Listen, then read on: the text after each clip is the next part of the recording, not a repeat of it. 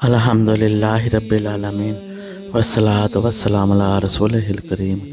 اما بعد فاعوذ باللہ من الشیطان الرجیم بسم اللہ الرحمن الرحیم ان اللہ و ملائکتہ یصلون علی النبی یا ایھا الذین آمنوا صلوا علیہ وسلموا تسلیما بلغ العلا بکمالہ کشف الدجی بجمالہ حسن جمیع خصالہ صلو علیہ وآلہ سبحان الذی اسری بعبدہ لیلا من المسجد الحرام الی المسجد الاقصی الذی بارکنا حولہ لنریہ من آیاتنا انہ ھو السمیع البصیر۔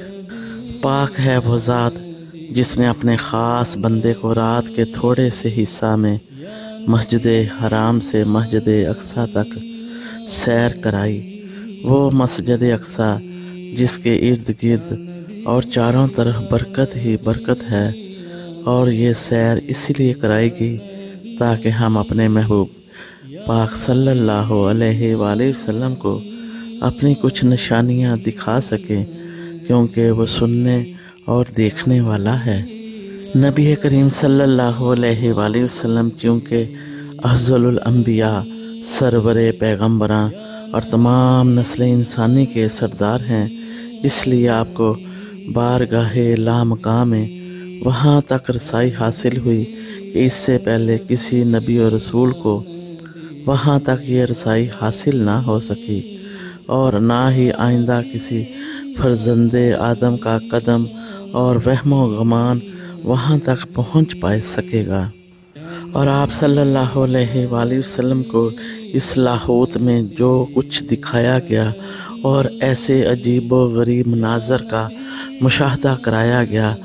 جو اس سے قبل انسانی عقل و شعور سے باہر رہے تھے اور آئندہ بھی باہر رہیں گے، اور چونکہ یہ حیرت انگیز سفر اور ہماری مادی زندگی دنیا سے ماورا اور انسانی فہم و ادراک، قیاس و فراست اور وہم و گمان کی سرحدوں سے بالا تر ہے، اسی لیے اس کے متعلق آج تک یہ بحث چلی آ رہی ہے کہ آقا حضور صلی اللہ علیہ وآلہ وسلم کا یہ سفر لامکاں اور واقعہ معراج جسمانی تھا یا روحانی، اور خواب تھا یا بیداری۔ میرے خیال میں یہ تمام سوالات و جوابات اور بحث و اعتراض محض اس لیے پیش آئے کہ کچھ لوگوں نے آقا حضور صلی اللہ علیہ وآلہ وسلم کے اس عظیم و شان معجزہ کو اپنے عقل نارسا کے ذریعے سمجھنے کی کوشش کی، حالانکہ یہاں عقل و شعور کا کوئی دخل نہیں، بات عشق و محبت کی ہے۔ صاحب تاج لولاق صلی اللہ علیہ وآلہ وسلم کا یہ معجزانہ سفر سیر اور معراج کہلاتا ہے۔ سیر کے معنی رات کو چلانے اور لے جانے کے ہیں، اور چونکہ یہ عظیم و شان سفر بھی رات کے کسی اور کچھ حصہ میں پیش آیا، اسی لیے اسے سیر سے تعبیر کیا گیا ہے۔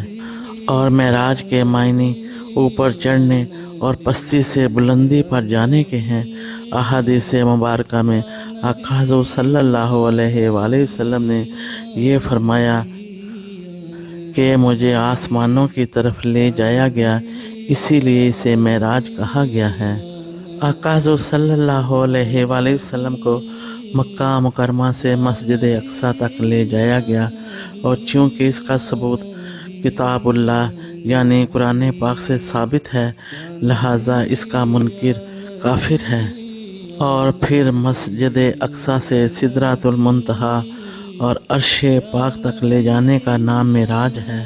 قرآن پاک کی سورہ بنی اسرائیل اور النجم کے علاوہ احادیث کی مدرجہ ذیل کتابوں میں بھی واقعہ معراج مصطفیٰ صلی اللہ علیہ وآلہ وسلم بڑی تفصیل کے ساتھ بیان کیا گیا ہے۔ واقعہ معراج اور سفر لامکاں کوئی معمولی واقعہ اور عوامی سفر نہیں تھا، بلکہ بڑا ہی حیرت انگیز اور بہت ہی تعجب خیز تھا۔ اللہ تبارک و تعالیٰ نے ارشاد فرمایا کہ اس واقعہ کو سن کر حیران ہونے والوں اور میرے رسول پاک سے پوچھنے والوں کو تو رات کے قلیل وقت میں کیسے گیا